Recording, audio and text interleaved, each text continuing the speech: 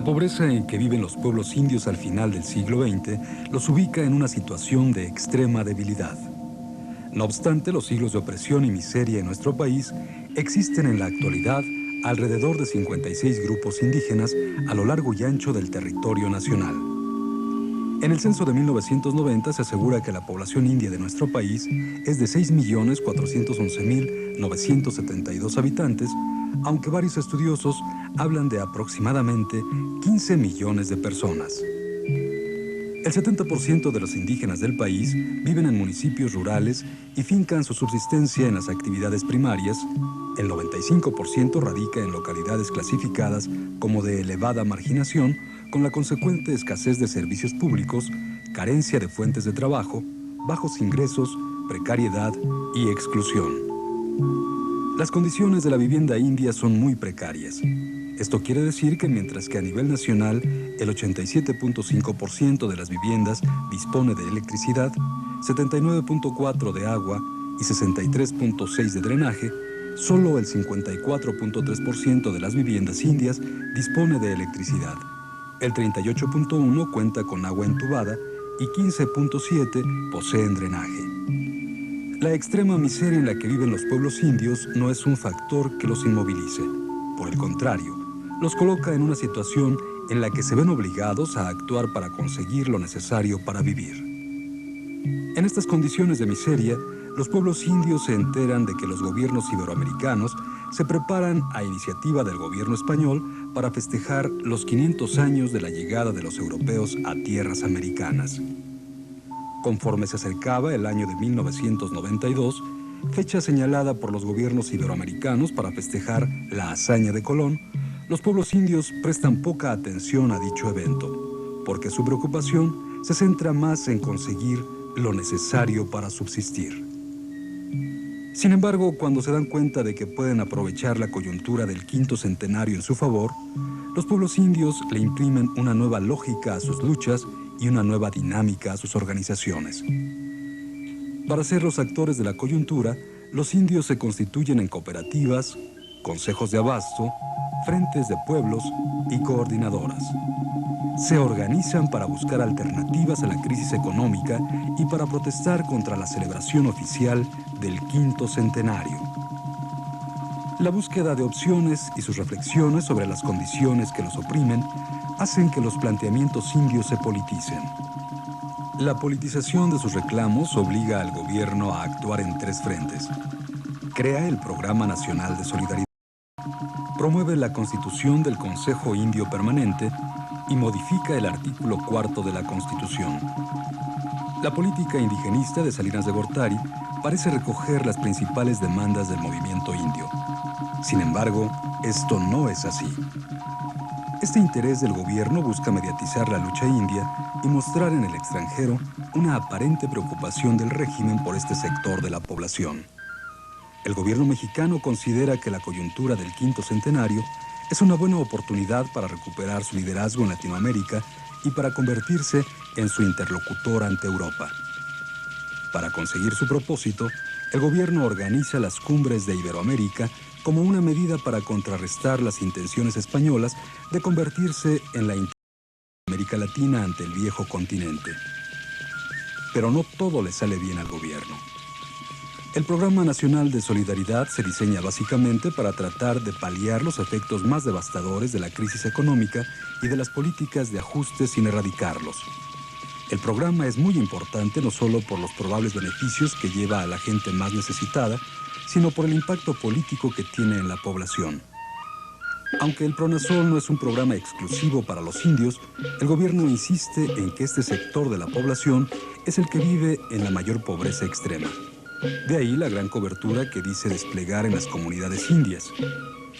No obstante las grandes cantidades de recursos que el gobierno dice canalizar a los pueblos indios, lo cierto es que esos recursos no logran resolver sus problemas ancestrales, ya que sus dificultades no tienen que ver únicamente con cuestiones de dinero. La modificación del artículo 4 de la Constitución la consigue con mucha dificultad, especialmente por la oposición de los diputados priistas. La adición del párrafo primero a dicho artículo no responde a las expectativas de la mayoría de las organizaciones indias. La adición del artículo 4 de la Constitución consiste básicamente en que el gobierno reconoce los derechos culturales de ese sector, pero deja de lado sus reclamos sobre territorio, la autonomía y el autogobierno. El gobierno reforma el artículo 4 no tanto porque le interesen los indios, sino por la recomendación que le hacen los organismos internacionales que se integraron para festejar el medio milenio de la llegada de los europeos a tierras americanas. La reforma del artículo 27 de la Constitución, unos meses después de que se aprueba la adición del artículo 4, muestra las verdaderas intenciones del régimen hacia los pueblos indios. Las modificaciones al artículo 27 consisten en dar por terminado el reparto agrario, posibilitar la compraventa de los terrenos ejidales y comunales y abrir las puertas al capital nacional y transnacional al permitir la asociación entre los inversionistas y los ejidatarios y comuneros. Los cambios en este artículo ponen en peligro la integridad de los territorios y los recursos indios, pues con ellos el capital podrá penetrar con mayor facilidad en sus comunidades. El gobierno reforma el artículo 27 de la Constitución, no obstante que firma su adhesión al convenio 169 de la Organización Internacional del Trabajo, en el que se compromete a garantizar la integridad de los territorios indios y otorgarles un estatuto de autonomía. El gobierno apuesta su iniciativa en la creación del Consejo Indio Permanente, pues espera que le funcione de la misma manera que el Congreso Agrario Permanente. La iniciativa de crear el Consejo Indio Permanente forma parte del trabajo que desarrolla a nivel continental el Consejo y que tiene como objetivo central organizar una gran conferencia internacional de los pueblos indígenas en octubre de 1992 en la Ciudad de México. Dicho consejo no logra consolidarse, pues las organizaciones oficiales y las independientes no pueden superar sus diferencias. El gran problema al que se enfrentan es el de la representación y el del control político. Estos problemas obligan al gobierno a desistir de su iniciativa de realizar la conferencia internacional. Ante las dificultades, el gobierno decide apoyar aquellas expresiones indias que no le causen muchos problemas. Es por esto que organiza el primer encuentro continental de la pluralidad y alienta a los grupos de la tradición. También promueve la Asociación de los Médicos Tradicionales. Paralelamente a la iniciativa del gobierno, diversas organizaciones sociales, organismos no gubernamentales de derechos humanos e instituciones académicas formulan una propuesta alternativa a los festejos del quinto centenario. Para ello organizan el primer Foro Internacional de los Derechos Humanos de los Pueblos Indios en Matías Romero, Oaxaca, en 1989. El segundo foro lo organizan en marzo de 1990 en Xochimilco, Distrito Federal. Como resultado de estos foros se constituye el Consejo Mexicano 500 años de resistencia indígena y popular en junio de 1990. Una de sus primeras expresiones es su protesta en la primera cumbre de Iberoamérica que se realiza en Guadalajara, Jalisco, en julio de 1991.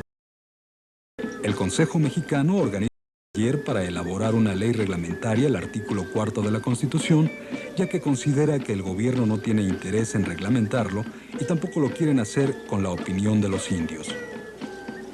La propuesta de ley reglamentaria la presenta a la Cámara de Diputados en 1992.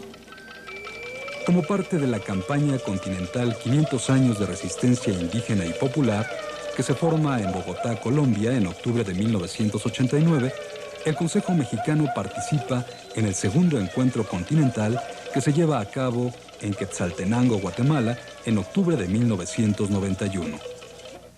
El Consejo Mexicano también participa en el tercer encuentro de dicha campaña que se realiza en Managua, Nicaragua, en octubre de 1992.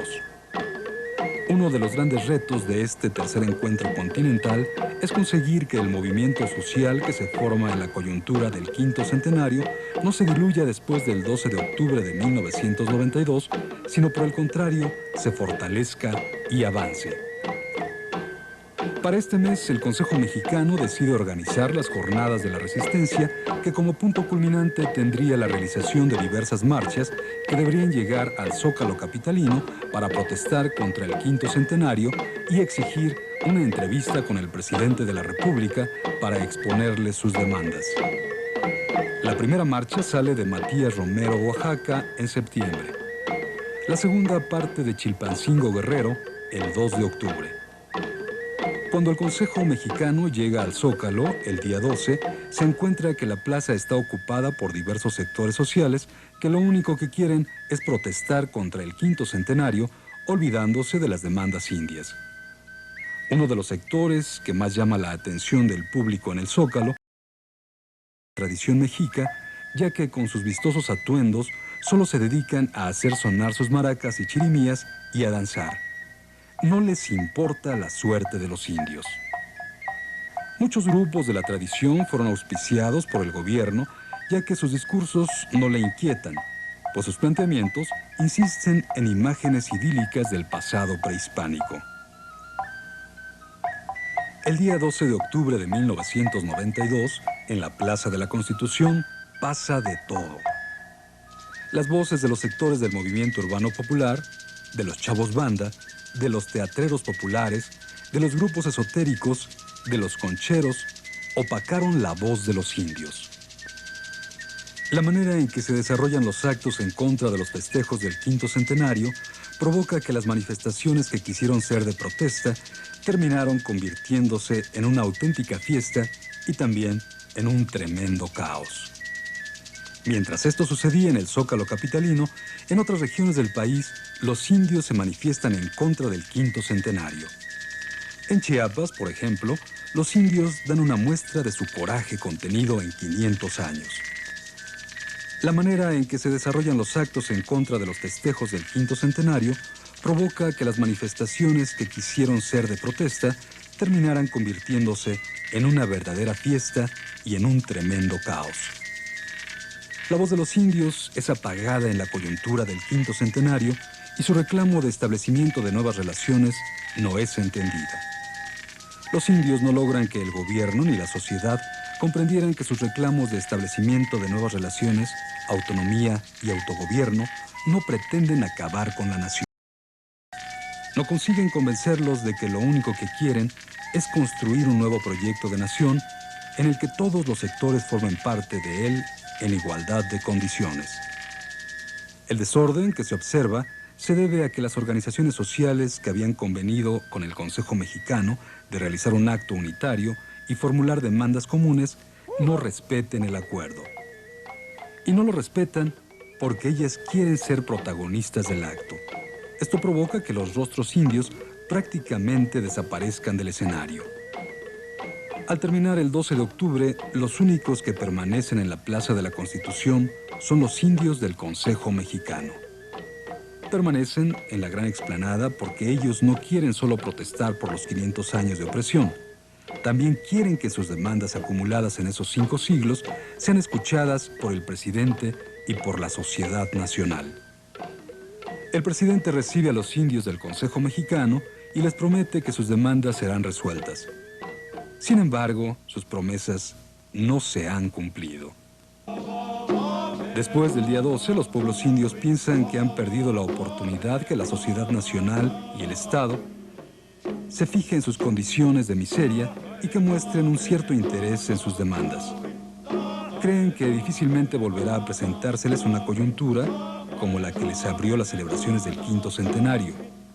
Sin embargo, poco antes de que termine el año de 1992, la declaración de 1993 como el Año Internacional de los Pueblos Indígenas por parte de las Naciones Unidas hace que las esperanzas indias de que su situación aún puede mejorar.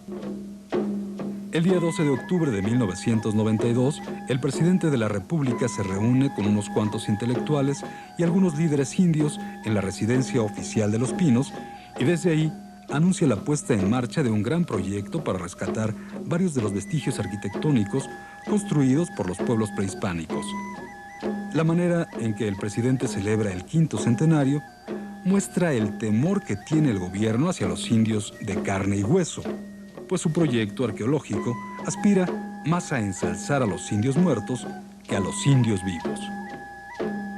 No obstante que un sector de la jerarquía eclesiástica católica se opone a la labor de la Iglesia Popular y hace todo lo posible por provocarle problemas, los promotores de la teología de la liberación logran constituir procesos indios que sacuden la conciencia nacional, como es el caso de la marcha Xinich, que parte de la región selvática de Chiapas a principios de enero de 1992 y logra llegar a las puertas de la capital del país hasta que el gobierno decide atender sus reclamos.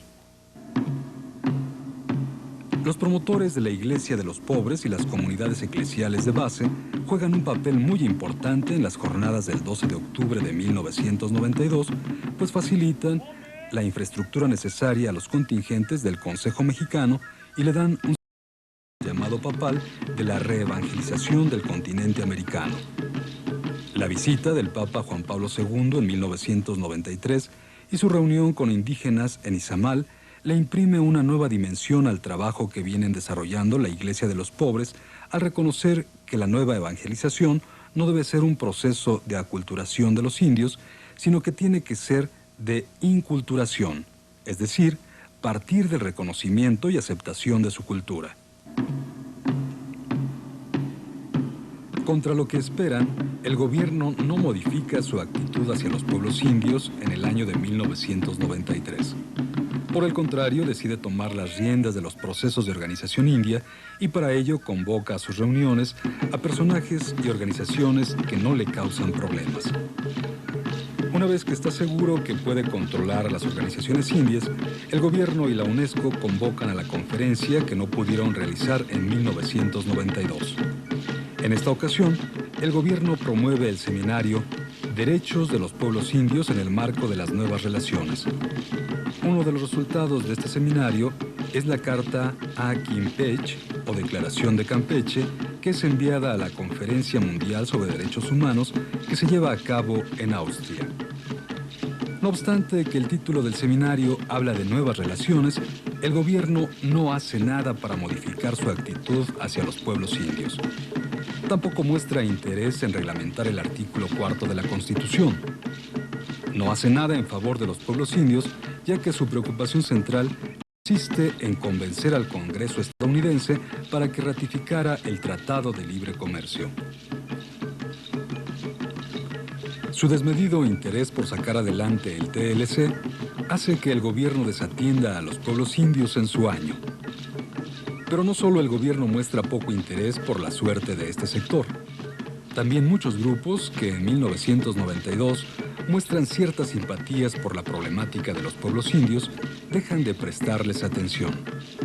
De ahí que el 12 de octubre de 1993 las manifestaciones sociales de los grupos no indios disminuyen, no solo porque ahora no tienen el motivo de protestar contra las celebraciones oficiales, sino porque en este momento no saben bien cuáles son las demandas centrales de los pueblos indios.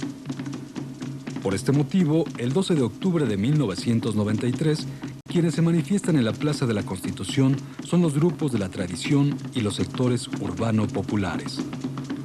En esta ocasión, la presencia india no aparece en la plaza por ningún lado y al parecer a nadie le preocupa.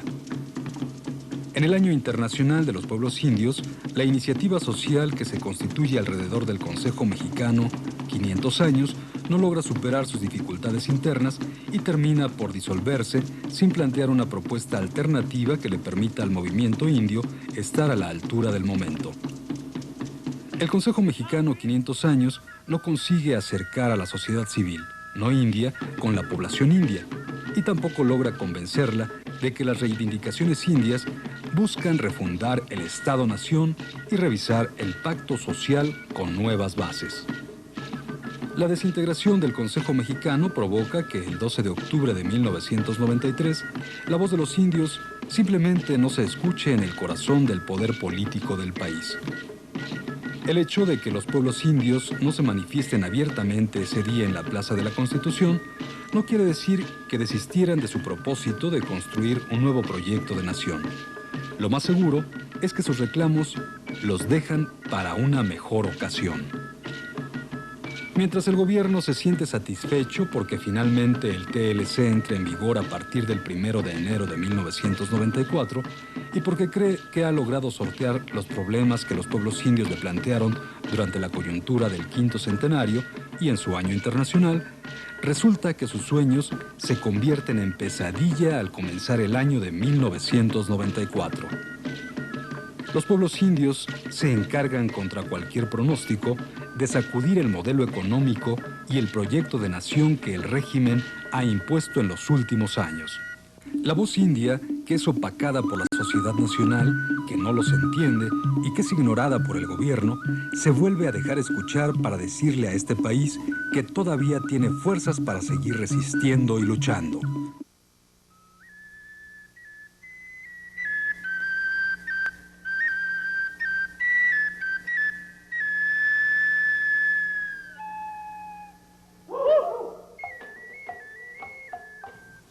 Los indios que el 12 de octubre de 1992 bajan de las montañas y marchan ordenadamente por las calles de San Cristóbal de las Casas Chiapas, vuelven a aparecer en la escena, solo que en esta ocasión, las armas que portan no son los arcos y flechas de ese día, sino que ahora vienen con armas de alto poder y con la determinación de modificar las relaciones de dominación, explotación e injusticia en los que los ha mantenido el Estado-Nación. Bartolomé de las Casas dijo un día que todas las guerras de conquista son injustas, propias de tiranos, que los reinos y señoríos de Indias son usurpados, que las encomiendas o repartimientos son iniquísimos, malos y tiránicos, que están en pecado mortal los que las dan y los que las toman, que el rey no podía justificar las guerras y los robos hechos a los indios, ni los repartimientos, que las riquezas venidas de las Indias eran robadas, que los ladrones no podían salvarse, que los habitantes de las Indias tenían derecho a hacer las guerras a los españoles y a raerlos del haz de la tierra hasta el día del juicio.